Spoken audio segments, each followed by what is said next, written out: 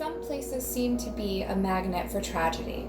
The towering, 6-story, beautiful building that now stands at the corner of Chadbourne and Concho has earned the title of the most tragic building in San Angelo. The first hotel built on the location in 1881 by a member of the prestigious Nimitz family was destroyed by fire in 1893, allegedly started by the chef to cover up the murder of his assistant. 2 years later, the property was purchased by James C. Landon and his wife, Rosa. They had a beautiful 2-story native sandstone structure built and filled it with beautiful furnishings and all the latest luxuries of the day. If you wanted an elegant meal or a posh place to stay in San Angelo, Texas, this was the place to go. On August 11, 1902, at 2 o'clock in the morning, the hotel's night clerk, who was waiting on the outside of the hotel for the arrival of the Santa Fe train, detected smoke drifting through the office. Rushing inside the building, he discovered the dining room filled with smoke coming from a fire in the kitchen. He ran upstairs to awaken the proprietors, Mr. and Mrs. Landon, and they all worked together to rouse the sleeping guests and get them to safety. Unfortunately, the hotel only had 2 exits, and the fire was spreading quickly. Battling through smoke and flame, they raced from door to door as best they could until they found themselves cut off from the exit in front.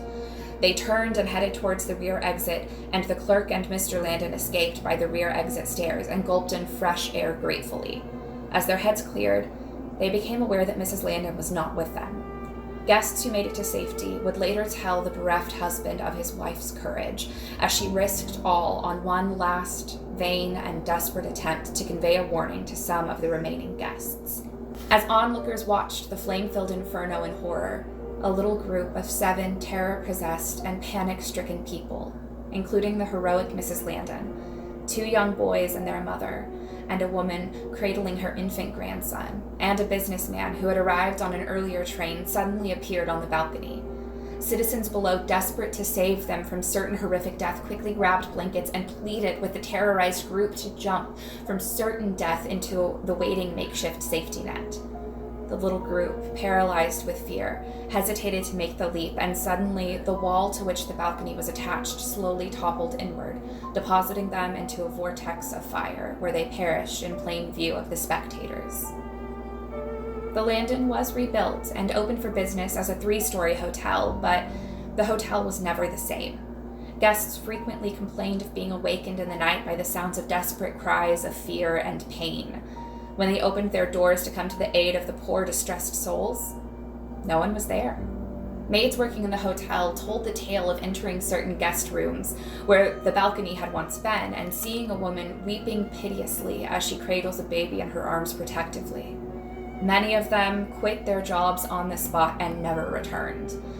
And incredibly, fire again destroyed the hotel in 1925. In the 1930s, the building that still stands on the tragic spot was built and christened the Naylor Hotel. Since then, the hotel has undergone several names and renovations, but was eventually shut down in 1983, ironically because it could not meet city fire codes.